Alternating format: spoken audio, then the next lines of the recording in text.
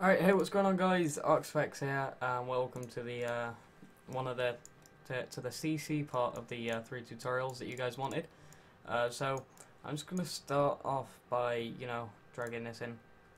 I'll teach you how to get all this stuff later, like the camera and stuff, so you can do motion track particles. But that's not what I'm gonna be doing in today's video. We're just gonna scrub across to a part where we think that the color correction is gonna be easy to do. So we're gonna press Control Y. And we're going to get a black solid. We're going to drag that to the bottom.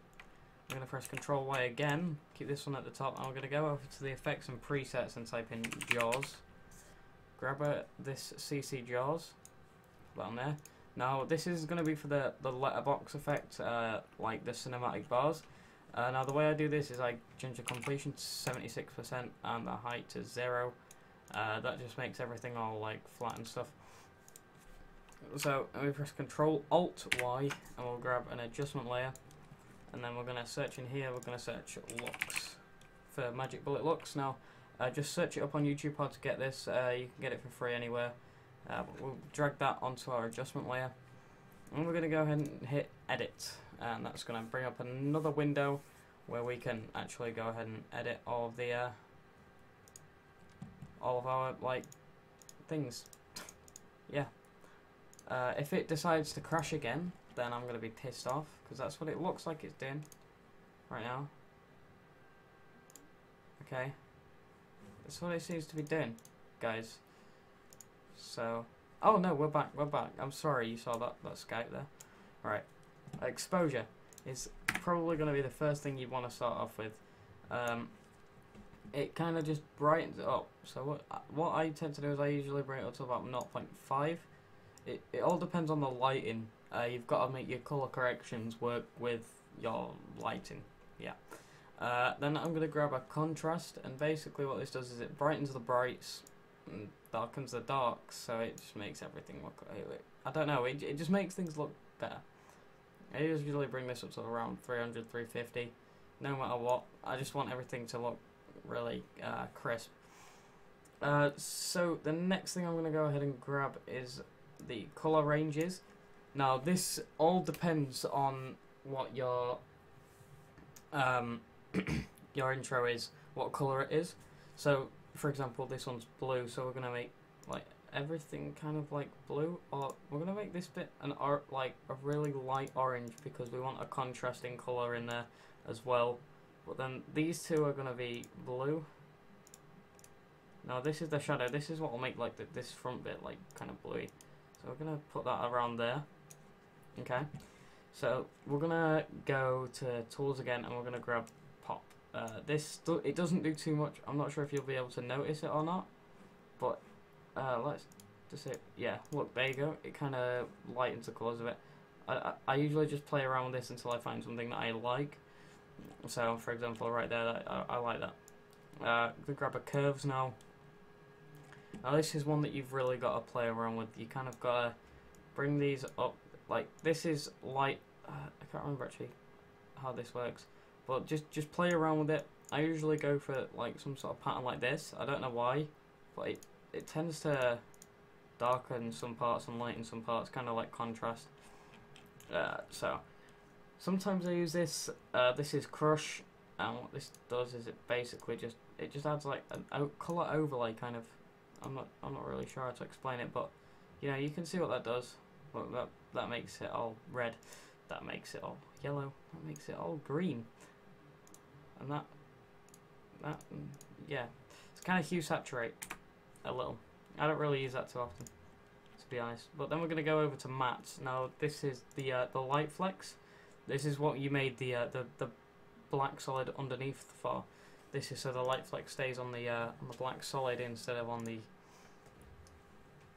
text, because if it's on the text it looks really stupid. But yeah, you can. I usually like to make this work with my composition, my So I usually bring this like really like kind of bluey to match the background. You want everything to match. And what I usually do is this presets called custom diffusion. I usually drag that on because it adds a nice colour to it. I'm going to make that kind of darker bluey. So Yeah, hold on. Well, let's just delete that and re-put it on because it was fine default. Yeah, like that. There we go. So then we're going to go ahead and we're going to grab the warm slash cool. Now, if your things like darker colours, like these sort of colours here, like yellow, green, not green, yellow, orange, red, pinky type colours, then you want to bring it down to here. But if it's like this sort of colour, then you want to bring it up to here. You don't want to bring it too far up because otherwise it's fucking overpowering as shit like that. So you kind of want to you just want to like bring it across a little bit like this and then up a little bit like that. And that usually adds some like brightness to it. Then what I usually do is grab some gradual exposure, turn this up a bit, put it on blue, and sometimes I drag it across like this, just because I think it looks quite nice. That'll look good, like that. So the next thing we're on is the lens. The next tab. This is probably the most important tab. This is how you get like the flares and stuff to come off of the text. It looks really good. There's a vignette here. I don't really like the way that the vignette looks, but you know. So we'll kind of drag that. I usually have this around 85. You know, I don't like the way it looks, but I like to play around with the colouring as well. So it kind of gets brighter at the edges. And we'll drag that a bit lower so it's really dark blue. But that looks kind of nice, you know. We'll put that up here a little bit. You know, just make it look really. Just play around with the settings, guys. Honestly, just it's all about personal preference, really. I mean, no one makes color corrections exactly the same. But then there's this edge softness, which it kind of just blurs the. It's like a gradual Gaussian blur type deal, like that. But I usually drag that just outside of it, just so like some of the particles and stuff out the edge are blurred. And we've got deflare, which it's kind of nice, I guess. It doesn't really do too much. In case you can't tell, it kind of just if you want a bright CC like I want for this one, then you don't want deflare. But if you want dark, then you kind of want it. That's how I've seen it anyway. Swing tilt's usually quite good to use, if I'm honest. Mind Time actually taught me how to use this. I've never really gotten into using it, to be honest. But there's this and there's this, which this anamorphic flare I don't really like, but haze flare on the other hand I'm in love with. So you want to bring it all the way down to the brightest colour of your like text and stuff. You want to bring the spillage all the way up to 100 and the softness down a bit. And what you want to do is where it says matte box size, you want to turn that down to 0, and then you should be good to go. You do want reflection on. Okay, so the next thing we're going to grab is the camera, and we've got NEG bleach bypass here, which is actually really useful. The settings I always use for this, there's no doubt about using these settings for me. I usually do it to negative 0.5 and bring this down to like 15, I'm pretty sure, or even higher, just in case you want to make it look like really silvery. See, that looks really nice actually. But there's this shutter streak as well, guys. If you ever use this, I'm not really sure if you have, but just play around with some settings in this. You know, you can make some really nice looking stuff with this. Just turn the boost down and turn that up, and you get some like cool lensy effects coming from the top. But yeah, they're quite nice. There's color reversal as well, guys, this is great to use. Honestly, you just turn this up or down depending on how you want it. Like, if you want it really dark like this, then this actually looks really great. But usually I have it at around 60, just to darken up a few patches.